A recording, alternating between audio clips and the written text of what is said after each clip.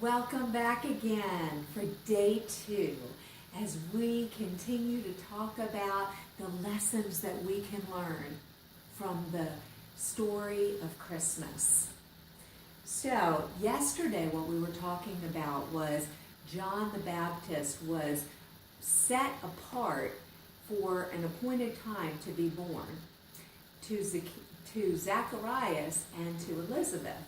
Okay, so now let's go down a little bit further, and what we were talking about was he was there to prepare the way. And we looked at the faithfulness of Zacharias, and you stop and you think, well, why did he have to become dumb and couldn't speak? Well, he probably would have doubted or spoke doubt out of his mouth. The Lord knew why he needed to have his mouth shut until the day that the promise was fulfilled. And so in Luke 1:57, it says, "Now the time had come for Elizabeth to give birth, and she gave birth to a son. Her neighbors and relatives heard that the Lord had shown his great mercy towards her, and they were rejoicing with her. It happened on the 8th day. They came to circumcise the child as required by the law, and they intended to name him Zacharias after his father. But his mother answered, 'No, indeed. Instead, he shall be called John.' And they said to her, 'None of your relatives are called John.' Then they made a sign to his father, and they wanted him as to what he wanted him to be called. And he asked for a writing tablet, and he wrote, 'His name is John.' And they were all astonished. At once Zacharias' mouth was opened and his tongue freed, and he began speaking and praising and blessing and thanking God. Then fear came on all of their neighbors, and all these things were discussed throughout the hill country of Judea. All who heard these things kept in mind, 'What then will this little boy turn out to be?' For the hand of the Lord was certainly with him to bring about his birth." John the Baptist's whole purpose was to prepare the way for Jesus. He wasn't to be the number one guy. He was for 6 months. John the Baptist, after he was weaned from his mother, he was actually sent out into the desert and was raised up by, they believe, the Essenes. And so he was raised up by another group of people in the Word and in the law. And then when he was 30 years old, he came out and began baptizing and turning people back to the things of God, exactly as it was prophesied about him, but not a second too soon. So 6 months, which was how much older he was than Jesus, he ministered and prophesied and prepared the way. And he told them, "One is coming, of whom I am not even worthy to tie his sandals. He is coming. You listen to him." And so his entire life and his whole preparation was for Jesus. That's what our preparation is for.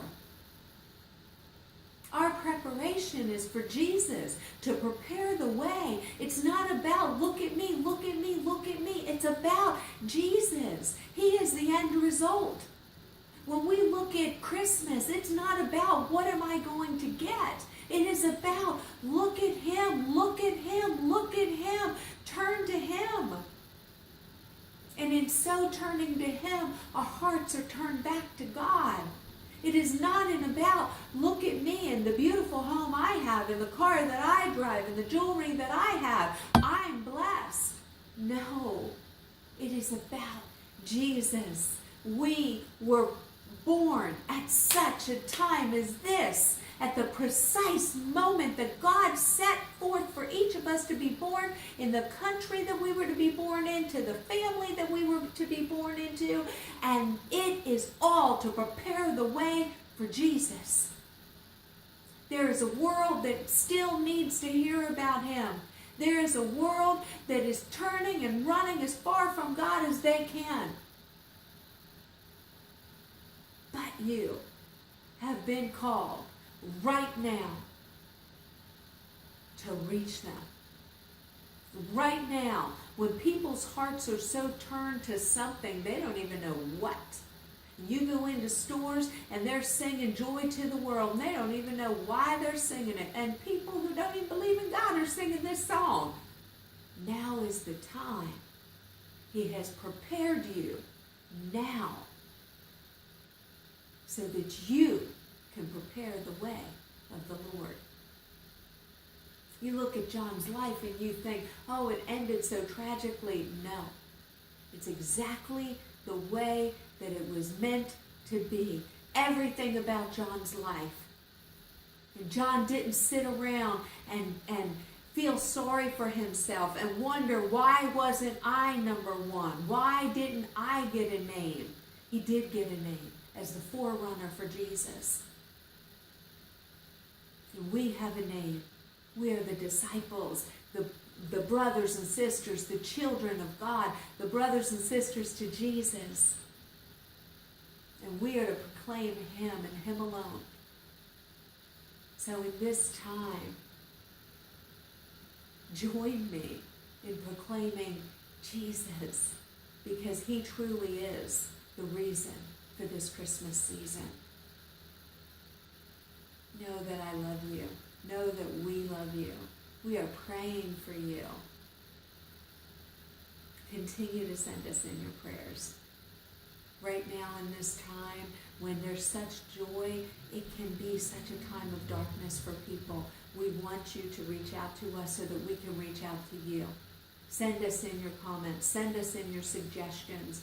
Let's stay connected to each other and to the vine.